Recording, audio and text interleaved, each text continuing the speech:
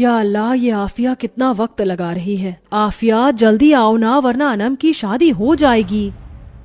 हमेशा हर काम में देरी करती है ये लड़की।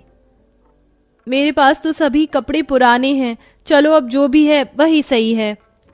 ये है आफिया, जो अपने छोटे से घर में आईने के सामने बैठी खुद को संवार रही थी। आफिया बहुत गरीब थी, उसके पास एक भी नया लिबास नहीं था।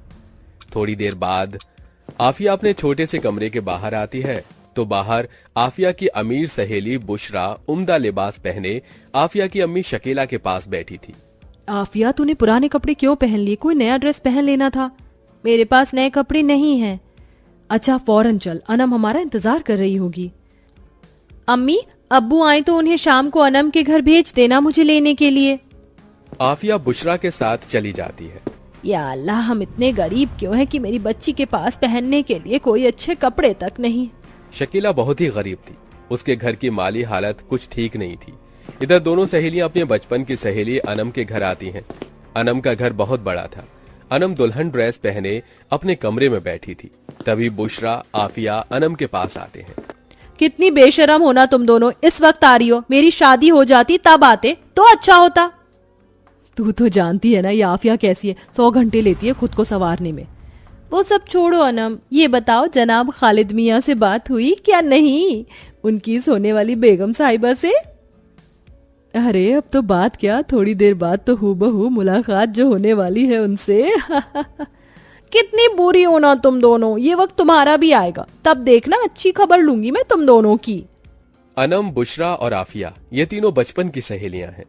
अनम, बुशरा ये दोनों बहुत ही अच्छे खासे परिवार से हैं और आफिया बहुत ही गरीब परिवार से है। थोड़ी देर बाद बारात आती है और अनम की शादी उसी गांव के एक मिडिल क्लास परिवार के लड़के खालिद से हो जाती है, जिसके बाद अनम अपने ससुराल चली जाती है। रात का वक्त। आफिया, 15 रोज बाद मेरी भी शादी है, तो तुझे मेरी शादी में 8 रोज पहले से मेरे घर आना होगा। इंशाअल्लाह जरूर बुशरा। इतने में वहाँ आफिया के अब्बू सुल्तान आते हैं। अस्सलाम वालेकुम चाचा जान, सब खैरियत? वालेकुम अस्सलाम। अल्हम्दुलिल्लाह बेटी, सब ठीक है।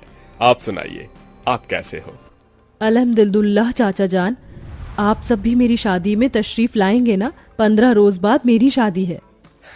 अल्लाह मुबारक करे बेटी, इंशाअल्लाह हम जरूर तशरीफ लाएंगे। चाचा जान, अब आफिया की उम्र भी शादी के लायक हो चुकी है, तो आप आफिया के लिए भी कोई अच्छा सा रिश्ता देखिए ना। बेटी, रिश्ते तो बहुत से आ रहे हैं आफिया को, पर हमारी गरीबी और माली हालत देखकर किसी भी रिश्ते में बात नहीं बन पा रही। इतना कहकर सुल्तान आफिया को लेकर अपने छोटे से घर में आता है। सुल्तान बहुत गरीब था, वो उसी गांव में छोटी मोटी तिजारत करता था। गरीबी के चलते आफिया का अब तक कहीं रिश्ता नहीं हो पा रहा था। बहरहाल 15 दिन यूं ही गुजर जाते हैं और बुशरा की भी शादी एक जावेद नाम के लड़के से हो जाती है। जावेद के परिवार वाले भी अच्छे खासे लोग थे। इसी तरह कुछ महीने गुजर जाते हैं। तभी एक रोज आफिया को उसी गांव के एक गरीब लड़के साजिद का रिश्ता आता है। साजिद अपने छोटे से किराए के घर में अपने अम्मी, अब्बू, नजराना, अब्दुल और छोटी बहन हिना के साथ रहता है। तभी दोनों परिवार के बीच बातचीत का सिलसिला चलने पर कुछ ही रोज बाद आफिया की शादी साजिद के साथ हो जाती है। शादी के दूसरे रोज। आफिया, इस वक्त हमारी माली हालत कुछ ठीक नहीं है। हमने शादी के लिए काफी लोगों से कर्ज लिया था और साजिद की कमाई भी काफी कम है, तो तुम गैस के बजाय चूल्हे पर ही खाना बनाया करो। चूल्हे पर खाना बनाने में तुम्हें कोई तकलीफ तो नहीं होगी ना? नहीं अम्मी, इसमें तकलीफ कैसी? बाकी हमें तो हर छोटी से छोटी चीजों में बचत करते रहना चाहिए, क्योंकि बचत ही हमें सही जिंदगी गुजारने का रास्ता बताती है। माशाअल्लाह, बड़ी ही नेक सोच है बेटी तेरी। तभी आफिया मिट्टी के चूल्हे पर चाय बनाकर सबको तकसीम करती है। थोड़ी देर बाद, अच्छा मैं काम पर जा रहा हूँ। साजिद, कल ही तो तेरी शादी हुई है, कुछ रोज बाद चले जाना तो काम पर। अम्मी, आप तो जानती हो ना, हमें काफी लोगों का कर्ज अदा करना है और ऐसे में मेरा घर पर रहना ठीक नहीं होगा। जो पैसे आएंगे वही हमारी जरूरत में काम आएंगे। तभी साजिद अपने काम पर चला जाता है। साजिद उसी गांव के कारखाने में 200 रुपए रोज से मजदूरी करता है। बहरहाल इसी तरह दिन गुजरने लगे। ससुराल की जिम्मेदारियों में तीनों सहेलियों को एक दूसरे से मिलने का वक्त ही नहीं मिल पा रहा था। अनम और बुशरा तो अपने ससुराल में काफी खुशहाल जिंदगी गुजार रहे थे और आफिया बड़ी परेशानी में अपनी जिंदगी गुजार रही थी। एक रात। जी 15 रोज बाद बकरा ईद आने वाली है, क्या आप बकरा ईद पर कुर्बानी के लिए बकरा खरीदेंगे? नहीं आफिया, हमने कभी कुर्बानी नहीं की है क्योंकि हमारी माली हालत बहुत खराब है, हम पर कर्जा भी है और गरीबी भी है, इसीलिए हम कुर्बानी नहीं कर पाएंगे। मैं अल्लाह पाक से दुआ करूंगी, देखना अल्लाह के फजल कर्म से हमारी सारी गरीबी और परेशानियां दूर हो जाएंगी। गरीबी और कर्ज के चलते साजिद के परिवार वाले बकरा ईद पर कुर्बानी नहीं कर रहे थे। बहरहाल कुछ दिन यूं ही गुजर जाते हैं। बकरा ईद को अब सिर्फ 4 दिन का वक्त बचा था। तभी एक दिन अनम और बुशरा दोनों आफिया से मिलने उसके ससुराल आते हैं। आफिया के ससुराल की माली हालत देखकर अनम बुशरा हैरत में पड़ जाते हैं। तभी आफिया उन्हें अपने ससुराल की सारी गरीबी के बारे में बताती है। कोई नहीं, अल्लाह पर यकीन रखो आफिया, अल्लाह पाक बहुत जल्द तुम्हारी गरीबी परेशानियां दूर कर देगा।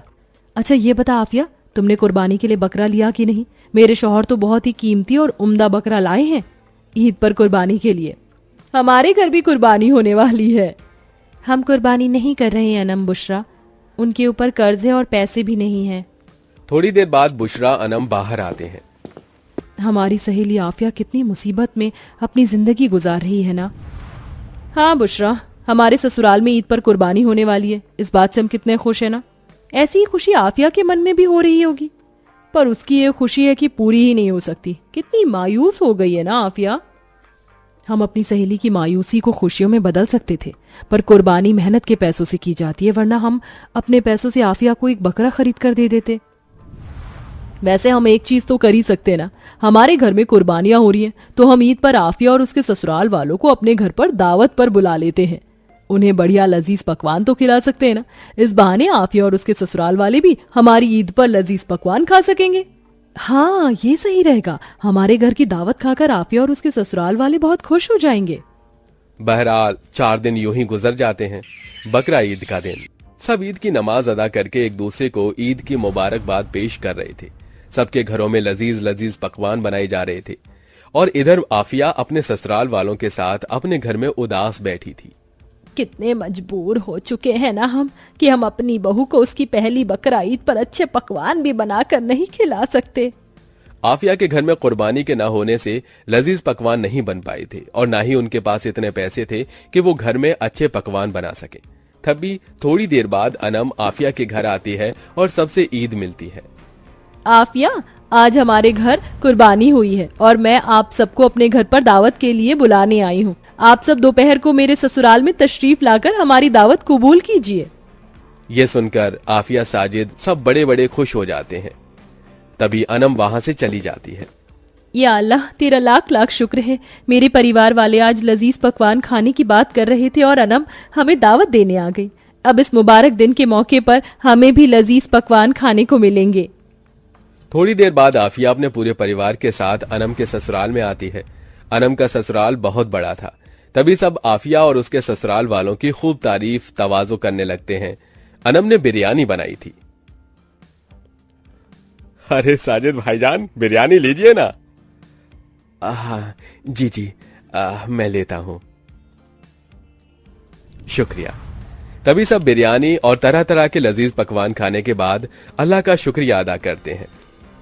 अनम, आप सबका बहुत बहुत शुक्रिया। आप सबने आज हमें जो इज्जत दी है, हमारी इतनी खातिर तवाज़ो की है, हम आपकी इस मेहरबानी को जिंदगी भर नहीं भूलेंगे। सब अनम और उसके परिवार वालों का शुक्र अदा करके अपने घर चले आते हैं। आफिया, आज तुम्हारी सहेली के ससुराल वालों ने हमें कितनी इज्जत दी। महीनों बाद इतना अच्छा और लजीज खाना खाकर दिल को कितना सुकून मिला है। चलो, अनम की वजह से आज आफिया के गरीब ससुराल में ईद के दिन खुशियां तो आईं। तभी अगले रोज बुशरा आफिया को अपने घर की दावत देती है और वो भी आफिया और उसके ससुराल वालों की खूब खातिर करके उन्हें दिल से खुशी देती है। तो इसी तरह आफिया और उसके गरीब ससुराल वालों ने ईद के मौके पर खाए लजीज पकवान और अपनी ईद खुशियों से भरी बनाई। तो इसी तरह से दो अमीर सहेलियों ने अपनी गरीब सहेली को ईद के दिन दावत देकर अपनी गरीब सहेली आफिया और उसके ससुराल वालों के चेहरों पर मुस्कान लेकर आई।